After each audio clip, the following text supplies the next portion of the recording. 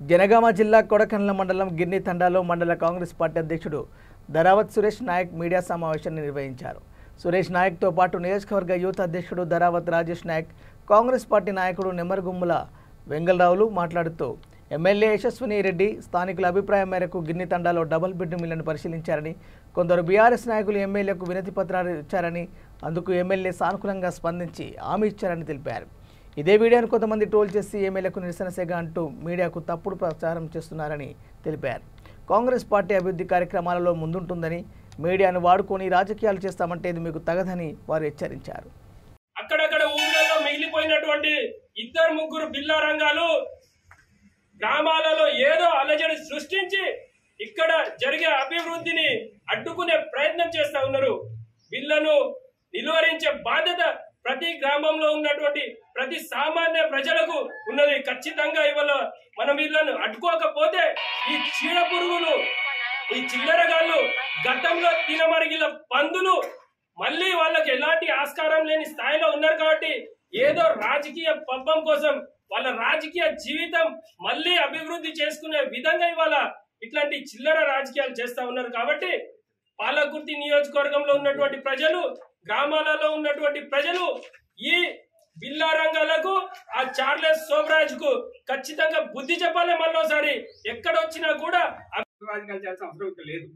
ఆమె ఇవాళ మేము సెలెక్ట్ చేసి తెచ్చుకున్నాం, మేము నిలబెట్టుకున్నాం.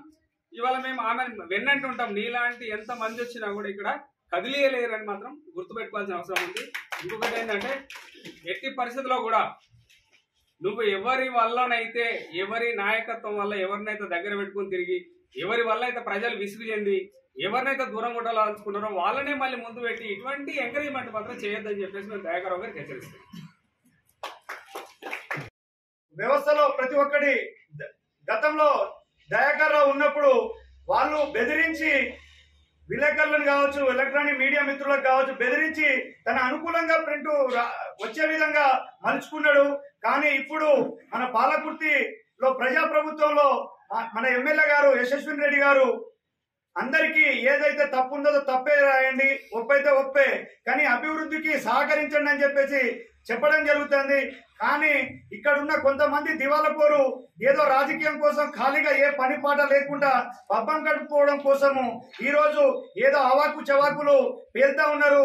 కొంతమంది వ్యవస్థలో టీవీ9 కావచ్చు, 10 టీవీ కావచ్చు, జీటీవీ కావచ్చు, బిగ్ టీవీ కావచ్చు, ఇంకా టీవీలన్నీ కొన్ని ఎలక్ట్రానిక్ మీడియా వాళ్ళకి చెప్తా ఉన్నాను, మీరు ఇలాంటి తప్పుడు సమాచారం ఇస్తే రానున్న రోజులలో మిమ్మల్ని నమ్మడం జనాలు మానేస్తారని చెప్పేసి ఈ సందర్భంగా తెలియజేస్తా ఉన్నాను.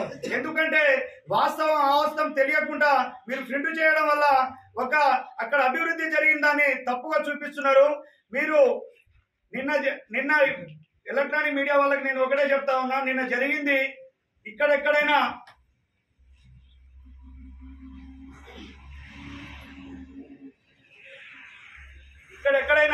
మీరు చూస్తా ఉన్నారు, ఎక్కడైనా నిరసన సెగ లెక్క ఏదైనా అవపడుతుందా అని చెప్పేసి నేను ఈ సందర్భంగా మీకు తెలియజేస్తా ఉన్నా. ఎక్కడైనా ఇక్కడ చూడండి, వినతి పత్రం ఇస్తున్నారు.